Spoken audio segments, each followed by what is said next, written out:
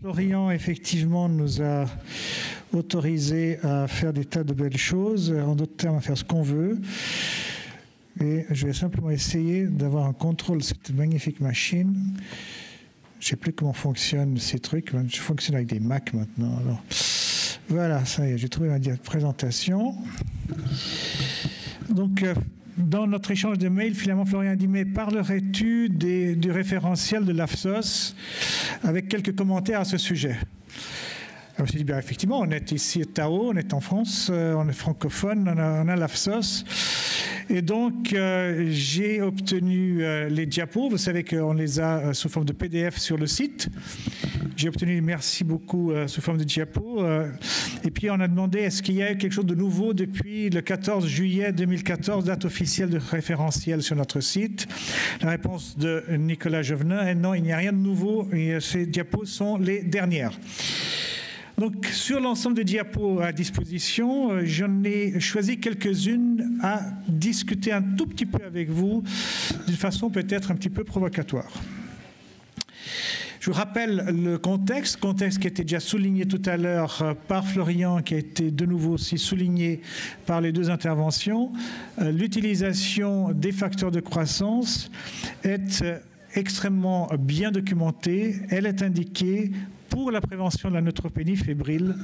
Et je crois que ça, c'est un élément qui n'est pas à discuter. Il y a un domaine pour lequel je pense que nous devrions travailler un peu plus, et c'est celui-ci. Il y a un certain nombre de données dans la littérature, et celle-ci, c'est celle que je rapporte chaque fois, qui vient de Miguel Martin et du groupe espagnol, qui avait utilisé le GCSF dans le cadre de chimiothérapie, dans le cadre du cancer du sein, et qui ont montré qu'avec cette chimiothérapie qu'on appelle TAC, docétaxel adriamycine cyclophosphamide, l'utilisation préventive de GCSF permet de diminuer la neutropénie fébrile d'une façon tout à fait notoire. Alors ça, c'était très bien. Ce que tout le monde systématiquement oublie, c'est que Miguel Martin et ses collègues ont montré que non seulement diminuer la neutropénie fébrile, mais on diminuait aussi l'asthénie, la mucite et la diarrhée chez ces patientes. Or, si vous reprenez d'autres articles, vous retrouverez aussi le même type d'indication. Alors, je peux vous dire qu'il y a un mois de cela, avec un certain nombre de collègues, nous nous sommes réunis et nous avons décidé que nous allons effectivement explorer de façon plus précise cet élément et on verra si, dans nos prochaines recommandations, nous aurons assez de données pour vous dire quelle est la base qui nous permet de dire que ce qui a été rapporté par Martine et collègues est quelque chose de très important, comme vous pouvez bien le soupçonner. Dans nos recommandations, on nous dit qu'il y a deux types de prophylaxie. On nous dit qu'il y a la prophylaxie primaire, c'est-à-dire la prévention, avec le premier cycle de chimiothérapie, de la survenue d'une neutropénie fébrile. Et ensuite, on nous dit qu'il y a aussi la prophylaxie secondaire, c'est-à-dire l'attitude qui a pour but de diminuer les risques de neutropénie fébrile après que le patient, la patiente, ait eu sa neutropénie fébrile.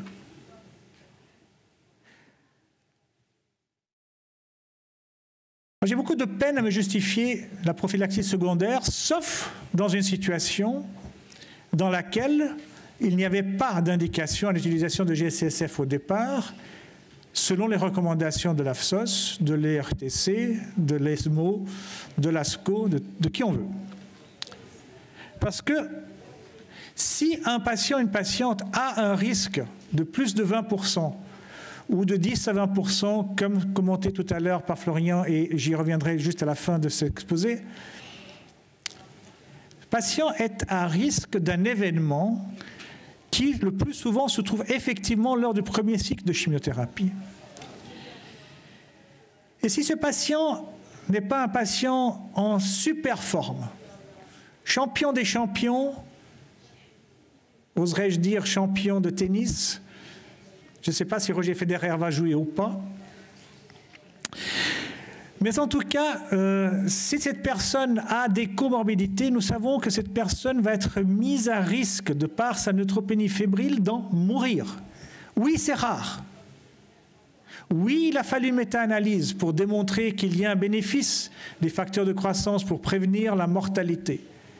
Mais est-il acceptable aujourd'hui de mettre à risque de mourir d'une neutropénie fébrile une personne dans une situation de traitement curatif, par exemple un traitement adjuvant, quand on sait qu'il y a un risque de neutropénie qui est non négligeable?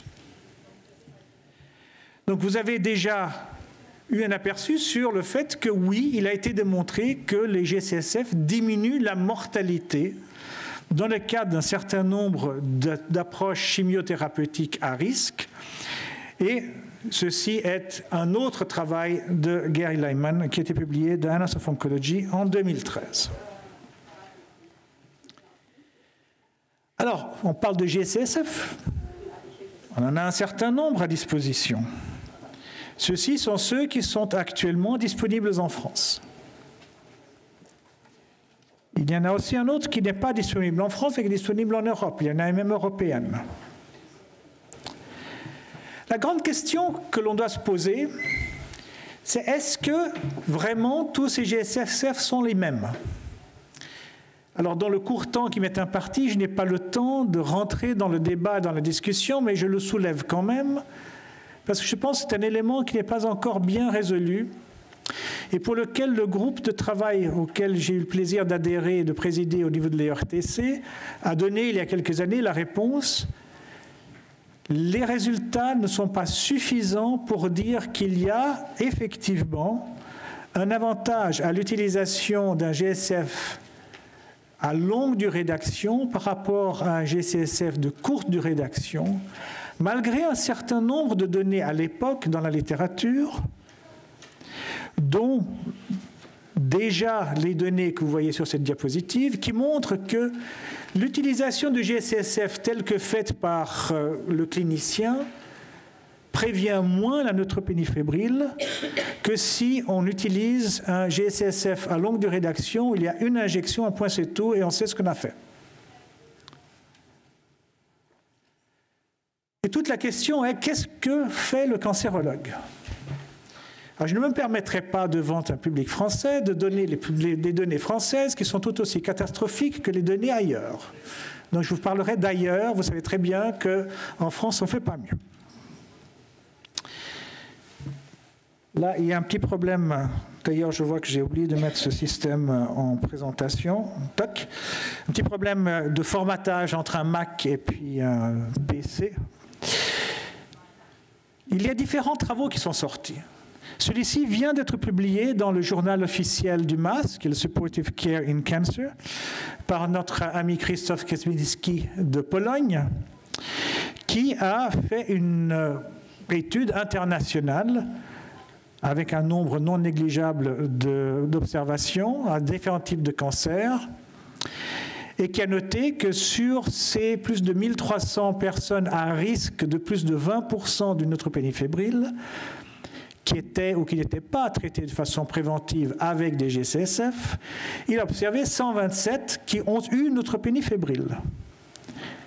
Et on constate, partie inférieure droite de la diapo, que bien que le risque ait été de 20% ou plus, les cliniciens dans cette étude n'ont pas utilisé le GCSF selon la manière dont il aurait dû être utilisé dans la plus grande partie des cas. Et parfois même, ce sont les barres de couleur bleue, n'ont même pas donné de GCSF alors que les patients ou les patientes avaient un risque de plus de 20% d'avoir de la neutropénie fébrile. Donc, on a beau dire référentiel AFSOS, référentiel européen, référentiel tout ce que vous voulez, le clinicien, certainement, sait beaucoup mieux que le référentiel ce qu'il doit faire. Entre autres, les référentiels insistent sur le fait qu'il faut utiliser ces produits de la façon adéquate, c'est-à-dire celle recommandée par l'AMM, mais on constate qu'en fait, leur utilisation dans l'étude de Kępiński, ils ont été donnés pendant, pour ceux de cours de réaction, entre 3,76 jours en médiane jusqu'à 4,95 jours en médiane. Vous remarquerez que j'ai fait un énorme effort. J'ai dit 4,95. Un bon genevois aurait dit 4,95. Il n'est pas le seul.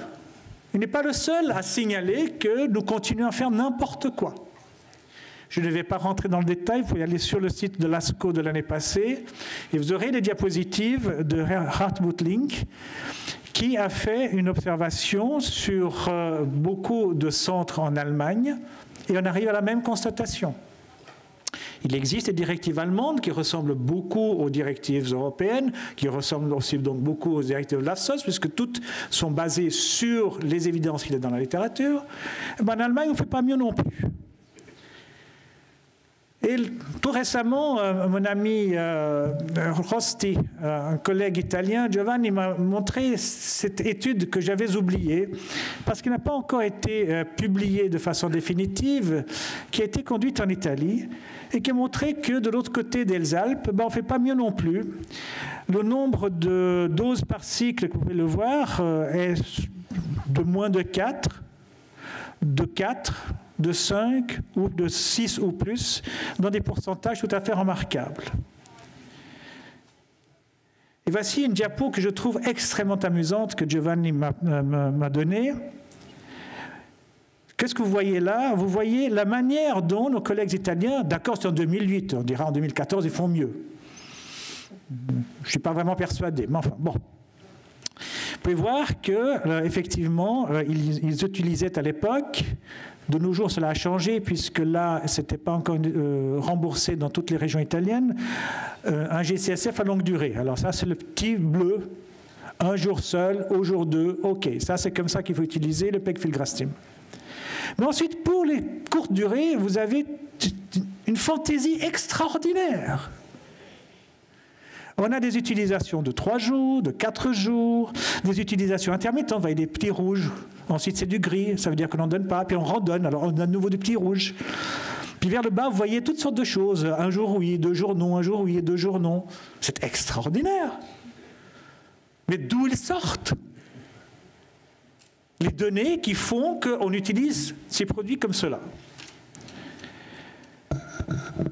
Alors j'ai aussi commis avec quelques collègues, dont Pere Gascon qui est ici avec nous, une étude qui a été présentée pour la première fois il y a quelques semaines, enfin quelques mois maintenant, à la conférence MASC.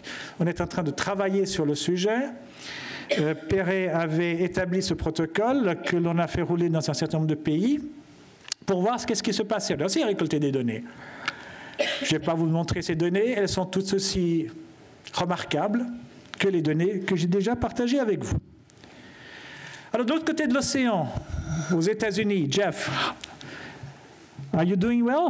No, we have data. On a des données qui montrent qu'effectivement, aux États-Unis aussi, il y a la plus haute fantaisie dans l'utilisation des GCSF, au point que l'ASCO, dans ces directives qui essayent de cadrer l'utilisation de certaines méthodes qui ne sont pas vraiment utiles sur le plan du rationnel économique, a mis en évidence le fait qu'il y a une utilisation tout à fait aberrante de GCSF aux États-Unis, a rappelé l'existence des recommandations de l'ASCO qui sont les mêmes que celles de l'ERTC.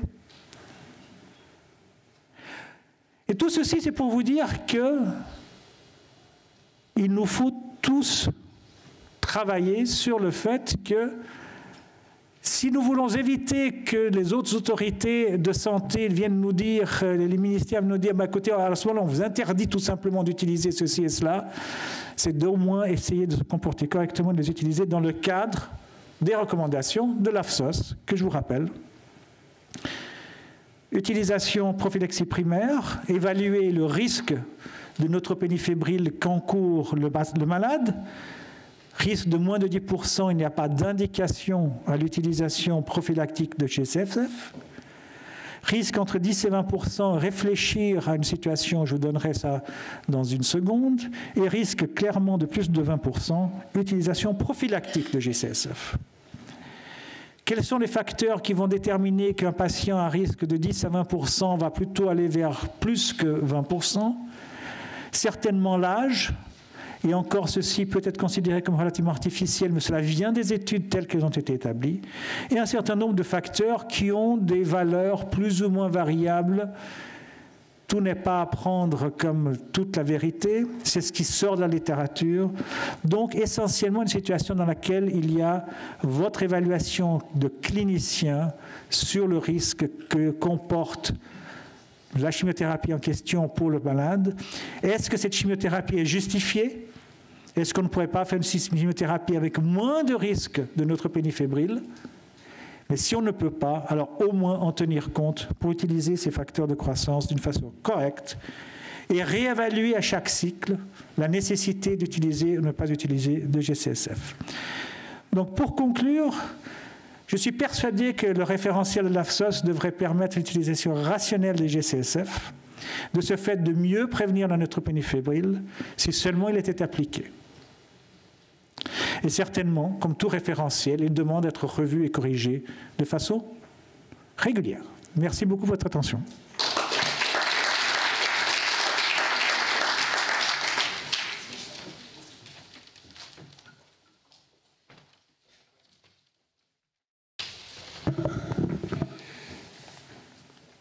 Nous n'avons malheureusement, avec le timing que nous a imposé notre ami Florian, pas beaucoup de temps pour avoir une discussion, mais si vous avez une question brûlante, oui, il y a une main qui se lève. Est-ce qu'on peut avoir le microphone auprès de la personne qui veut poser une question?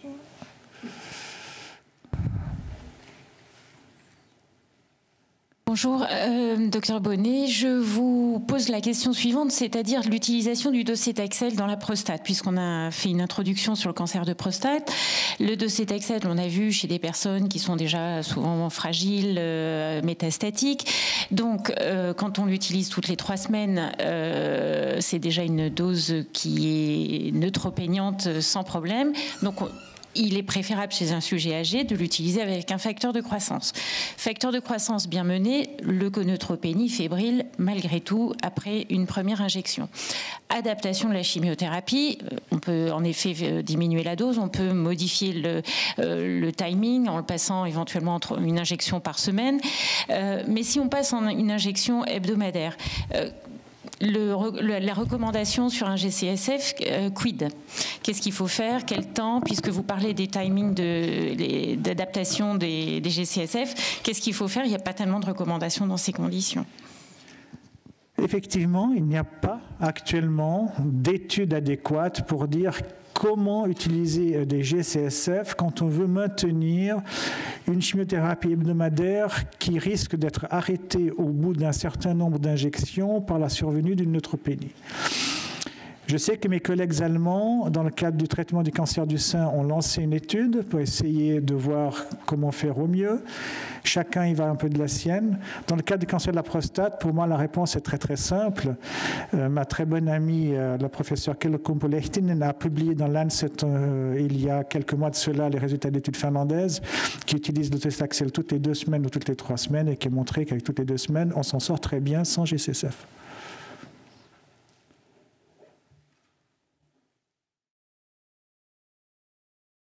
So my only other comment, Maddie. Moi, j'ai un autre commentaire à faire. Vous avez fait une présentation excellente. Lorsqu'on voit la comorbidité et le risque de mortalité de neutropénie fébrile, on vient de, en fait, le mettre à jour qu'on va présenter à la dernière ASCO de cette année. On voit toujours la même tendance, augmentation de comorbidité et de mortalité. Donc, très clairement, on n'est pas à jour en ce qui concerne la prévention. Oui, David? Oui, très, très bien, cette présentation. Dans les lignes directives anglaises et AFSOS, est-ce qu'ils disent combien de jours faut-il s'il y a la chimio qui est administrée toutes les 3 semaines? Avec mes collègues, je vois que tous les 4, 5, 6 jours. Alors, selon la recommandation de ERTC, il est dit qu'il faut suivre les recommandations de registre. C'est ce qu'on ne fait pas. Donc, la question majeure se pose ainsi. Toutes les données que nous avons qui indiquent qu'effectivement, le GCSF à activation longue empêche les neutropénies par rapport à ceux qui ont des résultats courts. Cela veut dire que ceux qui sont à activation courte sont utilisés en fait trop tôt. Cependant, il y a une étude comparative entre les deux qui ont indiqué que même à long terme, les GCSF sont aussi bien que ceux qui sont à court terme. Mais peut-être qu'il y a d'autres raisons pour lesquelles celle qui est à action longue est plus active. En fait, c'est l'observance. C'est pas uniquement pour le GCSF, cette mauvaise observance, c'est partout. À votre avis, ces programmes informatisés de traitement, est-ce que ça change des choses? Extrêmement importante. Est-ce que le fait que beaucoup d'hôpitaux sont en train de passer vers une automatisation des prescriptions des traitements cancérologiques et d'autres aussi, ferait que le respect des référentiels serait augmenté? Parce que si les comités qui disent, bon, OK, dans notre hôpital, pendant telle indication, on utilise telle chimio, ces comités vont peut-être prendre en compte que dans ce cadre-là, il faut utiliser tel antiemétique et il faut utiliser ou ne pas utiliser un facteur de croissance, ce qui fera que le clinicien, qui est plus intéressé probablement par « je vais donner la bonne chimio à mon malade ou à ma malade », n'aura pas besoin de se préoccuper de ce qui semble être pour beaucoup secondaire, la prévention des vomissements ou la prévention de neutropénie fébrile. La réponse est bien sûr oui, ça a été déjà montré dans un certain nombre d'études, mais le fait est que nous sommes loin de l'utilisation de ce type de système dans le monde entier. Et en plus, il y a aussi de la littérature qui montre que ces systèmes ont leurs problèmes qui sont non négligeables. Nous avons ces systèmes depuis quelques années. Nous avons un système, ça n'a rien à faire avec mon nom, qui s'appelle Cato, qui est un système allemand, mais en anglais. Je dois dire que c'est très simple et on n'oublie pas. L'inconvénient est que maintenant, quand je fais un traitement pour une patiente, dans le temps, je me rappelais exactement les doses de la chimiothérapie. Maintenant, je ne les connais plus. Ça, c'est un peu l'inconvénient. Ce n'est pas le seul. OK, oui, dans ce cas-là... J'ai voulu poser juste une question. Oui. Oui. Sur les études éventuelles, de comparer combien des études sont faites dans chaque pays d'Europe et en Amérique, quelles sont les véritables personnes qui sont accessibles à ces données et possible d'avoir ces traitements, et quel est l'impact économique véritablement sur le système de santé par rapport de l'impact thérapeutique. Alors, dans le cadre de... Excusez-moi pour cette question un peu... Non, c'est une très bonne question. Dans le cadre des GCSF, j'ai eu le plaisir de collaborer avec des économistes et de faire un certain nombre de publications à ce sujet. Il est absolument indubitable que le seuil qui a été choisi est un seuil qui est en rapport avec des facteurs socio-économiques basés sur la réalité nord-américaine. Cependant, avec la chute des prix des GCSF actuellement, avec l'introduction des biosimilaires, leur utilisation a été acceptée par NICE, par exemple, en Angleterre. Vous savez bien qu'ils font des calculs socio-économiques qui sont tout à fait précis.